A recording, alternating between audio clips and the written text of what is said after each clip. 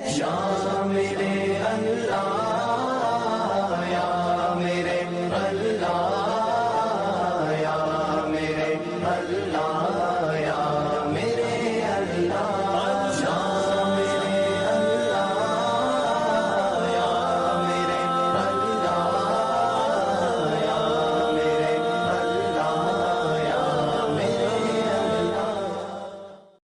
بسم اللہ الرحمن الرحیم۔ السلام علیکم ورحمۃ اللہ وبرکاتہ۔ اللہ رب العزت کے فضل و کرم سے اس وقت ہم قرآن پاک اور حدیث پاک کا ترجمہ پڑھنے، سمجھنے اور سیکھنے کے لیے جمع ہوئے ہیں۔ دعا ہے کہ اللہ رب العزت ہماری اس کوشش کو قبول فرمائے اور ہمیں ان باتوں پر عمل کر کے اللہ رب العزت اپنی اور اپنے پیارے حبیب صلی اللہ علیہ وسلم کی رضا نصیب فرمائے اور زندگی کے ان مختصر سے لمحات کو زیادہ سے زیادہ قیمتی بنانے کی توفیق عطا فرمائے۔ اعوذ باللہ من الشیطان الرجیم، بسم اللہ الرحمن الرحیم۔ قیل، کہا گیا۔ پیچھے واقعہ چل رہا تھا کہ ایک آدمی، بستی کا ایک آدمی جس کا نام حبیب نجار تھا، جب اس نے دیکھا کہ لوگ ان انبیاء کے ساتھ، اللہ کے رسولوں کے ساتھ جو ہے وہ اچھا برتاؤ نہیں کر رہے، تو وہ دوڑتا ہوا آیا اور اپنی قوم کے لوگوں کو سمجھایا کہ ان کی بات مانو، یہ تم سے کسی اجر کا مطالبہ نہیں کر رہے، لہٰذا ان کی بات کو سنو، پیروی کرو ان کی۔ اور پھر اس نے اپنے ایمان کا کھل کر اظہار کر دیا۔ چنانچہ جب اس نے اپنے ایمان کا اظہار کیا تو وہ قوم کے لوگ جو پہلے ہی بڑے غصے میں آئے ہوئے تھے اور انبیاء کو کہہ رہے تھے کہ یہ تمہاری نحوست ہے اور اس طرح کے اللہ معاف کرے باتیں کر رہے تھے، نافرمانی سے باز نہیں آ رہے تھے، تو جب اس آدمی نے اپنا ایمان ظاہر کر دیا تو انہوں نے اسے شہید کر دیا۔ چنانچہ اس کے بعد کا یہ قصہ بیان ہو رہا ہے۔ قیل ادخل الجنہ، اسے کہا گیا کہ داخل ہو جاؤ تم جنت میں۔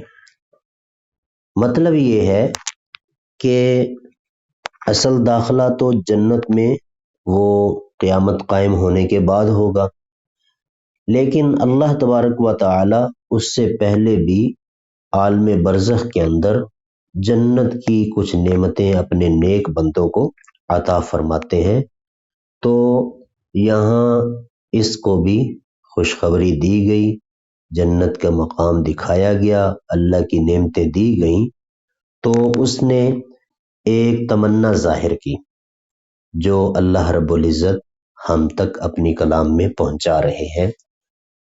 جی دیکھیے، قیل ادخل الجنۃ، اس شخص سے کہا گیا داخل ہو جاؤ تم جنت میں۔ قال، وہ کہنے لگا، یا لیتا، کاش، قومی، میری قوم، یعلمون، جان لیتی، یعنی میری قوم کو بھی کسی طریقے پتہ چل جائے کہ اللہ نے مجھے کیسی نعمتیں دی ہیں۔ بما غفر لی ربی، کہ کس طرح بخشش کی میرے رب نے، وجعلنی، اور بنا دیا مجھے، شامل کر دیا مجھے، من المکرمین، معزز لوگوں میں، باعزت لوگوں میں، وجعلنی من المکرمین، اور شامل کر دیا مجھے باعزت لوگوں میں۔ اللہ رب العزت فرماتے ہیں، وما انزلنا، اور نہیں اتارا ہم نے، علی قومہ، اس کی قوم پر، من بعدہ اس کے بعد، من جندن کوئی لشکر، من السماء آسمان سے، وما کننا اور نہیں ہے ہم، منزلین اتارنے والے، وما انزلنا علی قومہ اور نہیں اتارا ہم نے اس کی قوم پر، من بعدہ اس کے بعد، من جند من السماء کوئی لشکر آسمان سے، وما کننا منزلین اور نہ ہی ہم اتارنے والے ہیں۔ ان کانت نہیں تھی وہ، الا مگر، صیحتن چیخ، واحدتن ایک، ان کانت نہیں تھی وہ، الا صیحتن واحدتن مگر ایک چیخ، فاذا ہم پھر اچانک وہ، خامدون بجھنے والے تھے۔ ان کانت الا صیحتن واحدتن نہیں تھی وہ مگر ایک چیخ، فاذا ہم خامدون پس وہ اچانک بجھ کر رہ گئے۔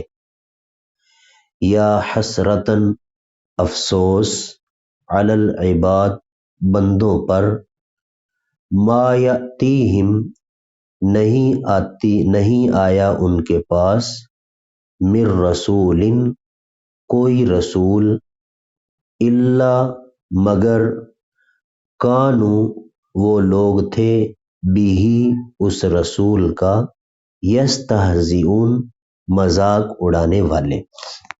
پھر دیکھیے، یا حسرتن علی العباد افسوس ہے بندوں پر، ما یأتیہم من رسول نہیں آیا ان کے پاس کوئی رسول، الا کانوا بہ یستہزئون مگر وہ اس کا مذاق اڑاتے تھے۔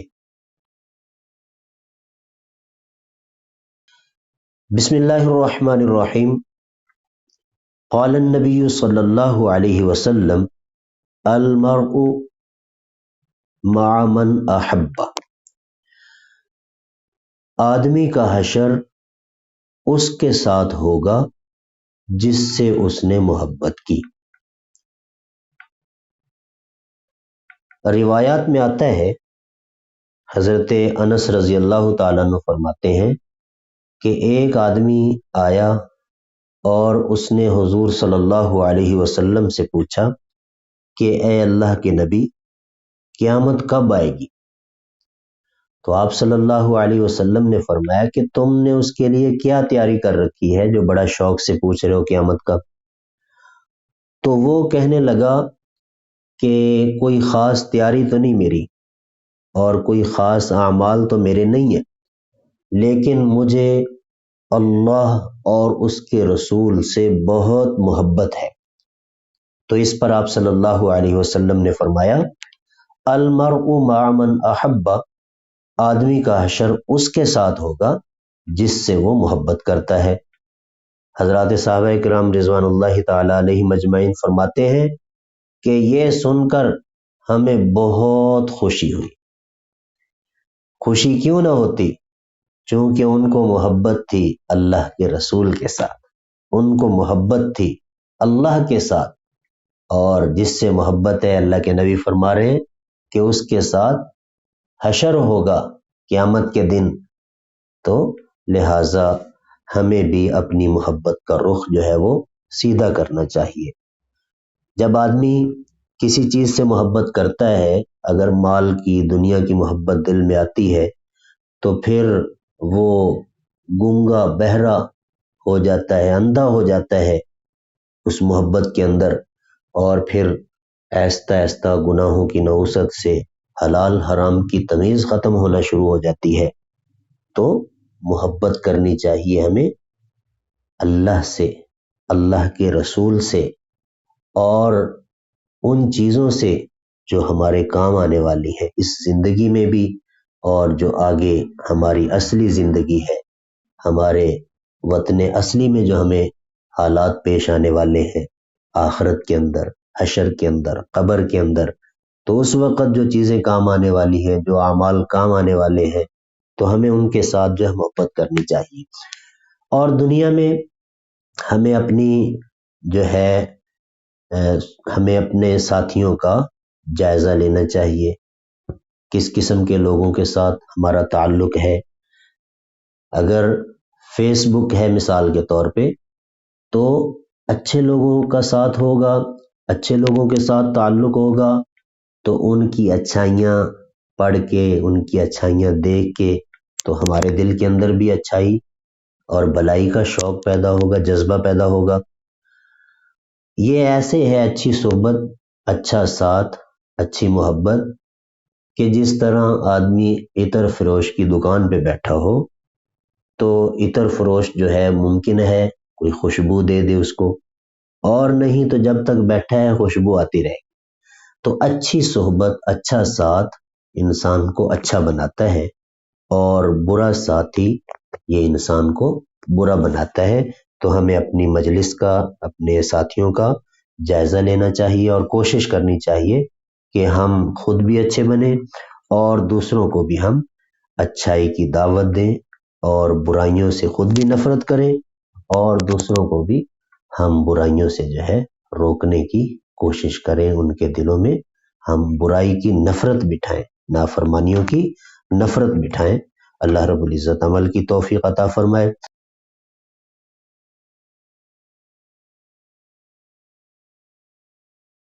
بسم اللہ الرحمن الرحیم۔ الحمد للہ الذی اطعمنا وسقانا وجعلنا من المسلمین۔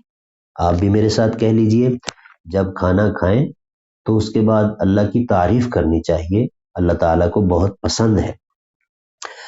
الحمد للہ الذی اطعمنا وسقانا وجعلنا من المسلمین، اور وجعلنا مسلمین یہ الفاظ بھی آتے ہیں۔